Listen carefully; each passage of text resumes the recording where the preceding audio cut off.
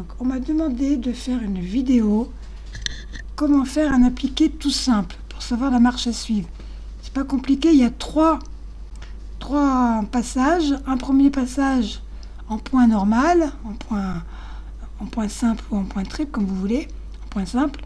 Un deuxième passage en zigzag et un troisième passage en point satin.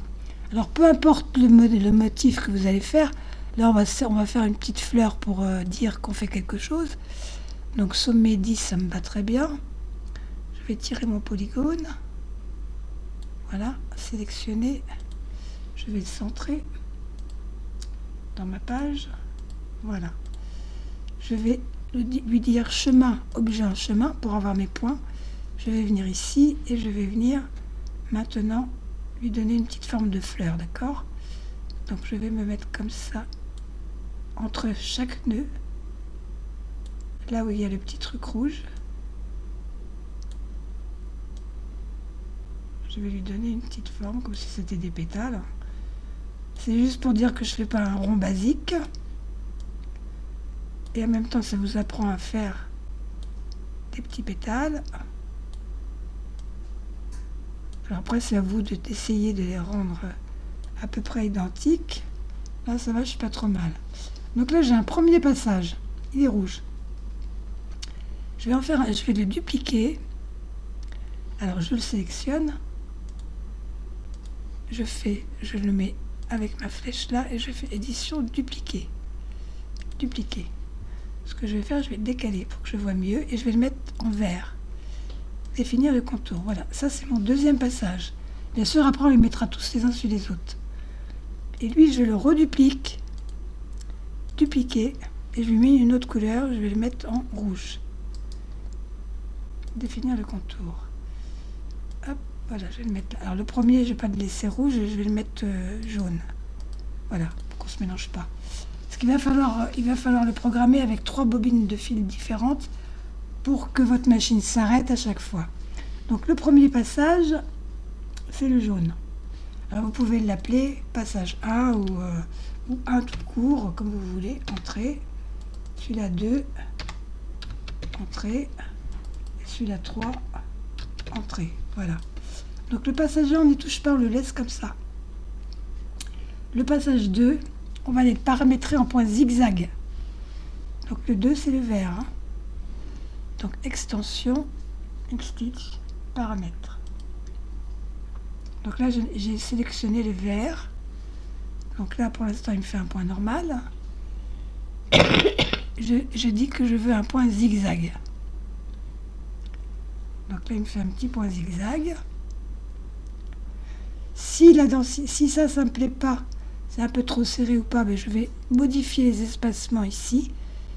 Agrandir, je vais mettre un peu de compensation. Moi, je me suis pré-réglé un zigzag pour l'appliquer que je vais prendre.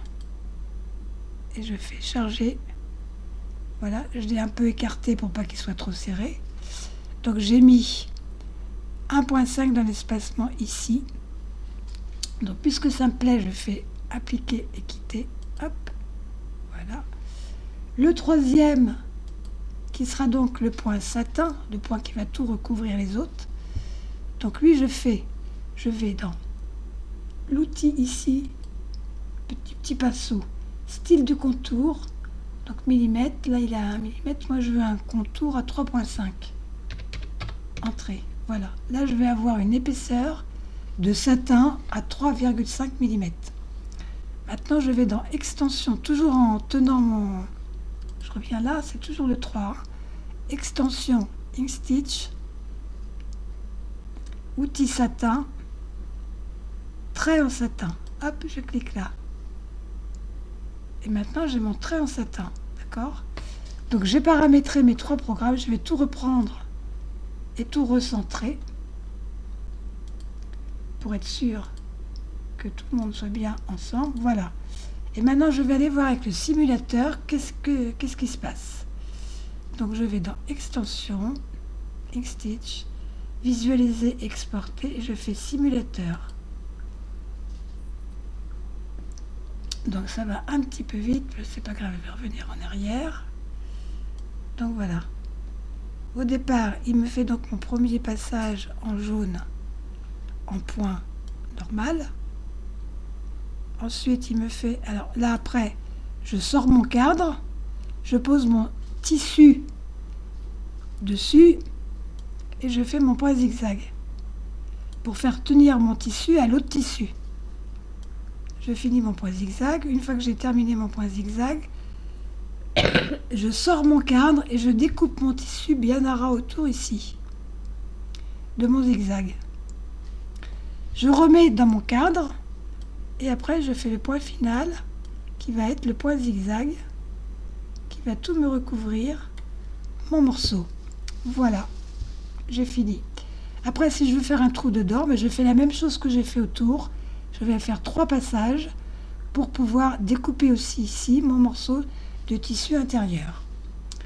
Alors je referme ça, je reviens là, je peux aller faire aussi une prévisualisation des plans de broderie, mais on verra que le satin de toute façon, c'est pas grave.